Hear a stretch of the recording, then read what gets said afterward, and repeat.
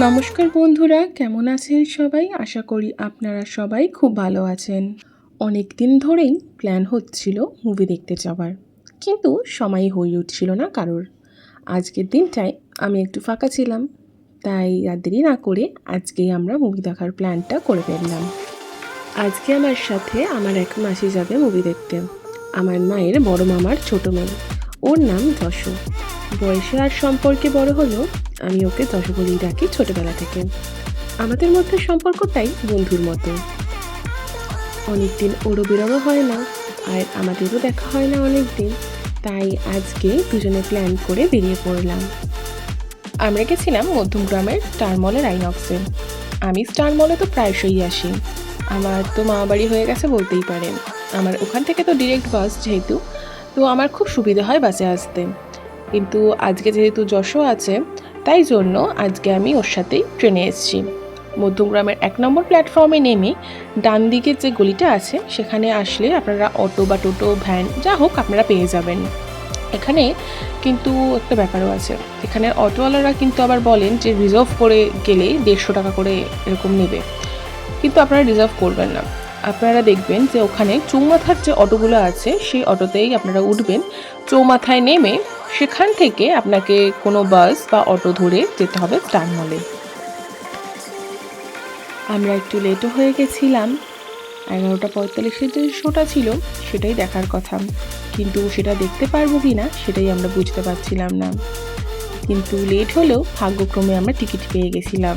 Ticket কাউন্টারে যখন জিজ্ঞাসা করলাম যে মুভি কি স্টার্ট হয়ে গেছে, তো বললেন যে না, এখন জাস্ট অ্যাড চলছে। আর আইনক্সের অ্যাড মানে তো আপনারা বুঝতেই পারছেন, আধ ঘন্টার আগে তো ওরা অ্যাড শেষই করে না। হলে আমরা ঢুকে গেছি, আপনারা দেখে বুঝতেই পারছেন আমরা কোন মুভি দেখতে গেছিলাম। ইয়েস, আমরা ধুরন্ধর 2 দেখতে গেছিলাম। অনেক দিন পর এমন একটা হার্ট মুভি দেখতে গেলাম। পার্ট 1 দেখার পরই ঠিক করেছিলাম পার্ট 2টা হলে গিয়ে দেখতেই হবে। অসাধারণ একটা মুভি, ভীষণ engaging, action, drama, thrill, suspense সব কিছুরই একটা মিক্সচার আছে। প্রত্যেকের অভিনয় জাস্ট অসাধারণ। আর রণবীর সিংয়ের পারফরমেন্স নিয়ে কি আর বলি, স্পিচলেস পারফরমেন্স পুরো। কিছু কিছু সিনসে তো গুজবাম্পস এসে যাচ্ছিল। ইন্টারভালের পর তো গল্পের টুইস্টের পর টুইস্ট, যা একদমই এক্সপেক্টই করিনি। ধুরন্ধর সত্যি একটা অসাধারণ মুভি। যদি আপনারা এখনও না দেখে থাকেন তাহলে আমি রিকোয়েস্ট করব অবশ্যই আপনাদের পাশের কোনো থিয়েটারে গিয়ে একবার দেখে নেবেন। মুভি ছিল 4 ঘন্টার, কিন্তু মুভি শেষ হতে হতে প্রায় 4:30 বেজে গেছিল। আমাদের পেটে তখন লিটারালি চুহা দৌড়াচ্ছে। সেদিন আবার আমাদের সাথে লাঞ্চ করতে সোনুও এসেছিল, ওর সাথে তো আপনাদের আগেই পরিচয় হয়েছে। আমরা আর দেরি না করে অর্ডার দিতে গেলাম। আমরা যখনই চাইনিজ অর্ডার করি স্টার মলের ফুড কোর্ট থেকে, তখনই আমরা চায়না সাউথ থেকেই অর্ডার করি। এদের ফুড কোয়ালিটি আর কোয়ান্টিটি খুবই ভালো হয়। আমরা মেন কোর্সটা চায়না সাউথ থেকে অর্ডার দিয়ে তারপর গেলাম ফুডবেড দিকে। এখান থেকে অর্ডার দিয়েছিলাম আমরা, ফুডবেড থেকে আমরা অর্ডার দিয়েছিলাম fish pop with french fries, আর চায়না সাউথ থেকে chicken Manchurian, egg fried rice, mix schezwan noodles. Fish পপকর্নটা খেয়ে মনে হয়েছিল ফিশটা বাসা দিয়েছে। টেস্টটা খুব একটা খারাপ ছিল না, তবে খুব একটা ভালোও ছিল না, মানে ওই মন্দের ভালো আর কি। তবে যতটা প্রাইস ছিল সেই অনুযায়ী কোয়ান্টিটি কিন্তু খুবই কম। এবার আসি চায়না সাউথের দিকে। আগেই বললাম এদের ফুড কোয়ালিটি আর কোয়ান্টিটি দুটোই বেশ ভালো হয়। তবে সেদিন ফ্রাইড রাইসের টেস্টটা আমার একটু ব্লান্ট লেগেছিল। বাকি নুডলস আর চিকেনের আইটেমটা তো বেশ ভালোই ছিল। আপনারা স্টার মলের ফুড কোর্টে এলে চায়না সাউথ থেকে একবার ট্রাই করবেন, আর নুডলস তো মাস্ট ট্রাই। লাঞ্চ শেষ হলে আমরা যে যার গন্তব্যে রওনা দিলাম। যশো যাবে বেলঘরিয়া, তাই ও বাসে উঠে গেছিল। সোনু যাবে বারাসাতের দিকে, তাই ও র্যাপিডো করে চলে গেছিল। আমিও র্যাপিডো করেছিলাম, তবে বাড়ি যাওয়ার জন্য নয়, পূজার বাড়ি যাব বলে। আঙ্কেল হসপিটালাইজ ছিলেন কিছুদিন আগে, তো তখন যাওয়া হয়েছিল। তারপরে আঙ্কেলকে বাড়ি নিয়ে আসার পর আমার আর যাওয়া হয়নি, তাই এখন যাচ্ছি আঙ্কেলকে দেখতে। আমি পৌঁছেও গেছি ওর বাড়িতে।